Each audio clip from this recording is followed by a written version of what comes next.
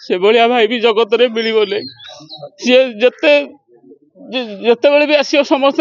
साई भाई सांग साथी समस्त संगे मिल समस्त से दुख सुख बांट कि से भाया भाई मिलने। गत बुधवार दिन आरब महादेशर कुवेत रे एक 6 महला बिल्डिंग रे भयावह अग्निकांड घटी 45 ऊर्ध्व भारतीयंकर मृत्यु होइथिला। तेबे एही अग्निकांड रे कटक जिला आठगड़ तिगिरिया थाना अंतर्गत करड़ापल्ली ग्रामर 33 वर्षीय युवक जुहुरुंकर मृत्यु होइथिबा तांको परिवार लोक माने सूचना दैछंती। मोहम्मद जहुर मो सान भाई केमिति घटना घटला केमिति आगा सी एटे कुवेत रे काम करथला सेटे सब दिन सकाळु से उठी प्रेयर करिकी ता ड्यूटी की जाए कि प्रेयर करिकी उठिक आसिक पहुंचा समय हठात अग्निकांड लगिगला लगिबार से तलू पलि बाहर की पलैब बोलिकी तेणुक फसिगला जो निआरे फसिकी रहीगला मेडिकल भी नहीं जाइए आम भी पता पाई नथुलु पछरे लगे पता लगे से मेडिकल मेडिकल लास्ट समय निज आईडी कही ना भी कहीकि मृत्युवरण कर खबर पाइले को माध्यम रे काह सहित जोगाजोग करी कंफर्म हेले से बोली सेटो हमर हेटे किछि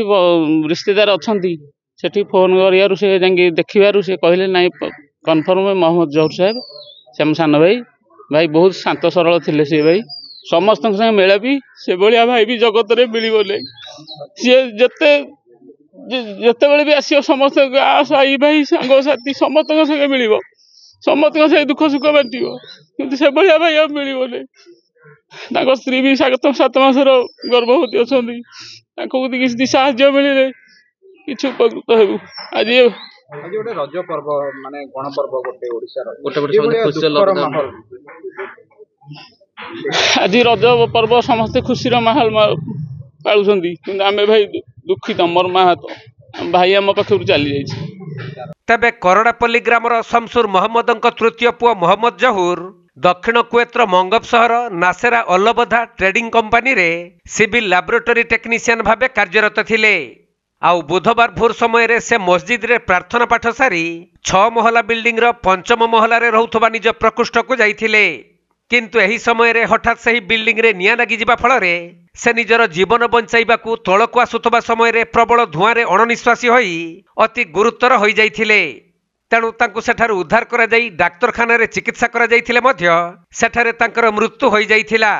परे तांको संपर्कीय माने मृतदेह को चिन्हट करिबा परे जहुरुंकर मृत्यु होइथिबा सेमाने तांको परिवार लोकंकु जणाइथिले। तेणु एपरि दुखद खबर पाई तांको परिवार लोक माने भांगी पड़िछंती।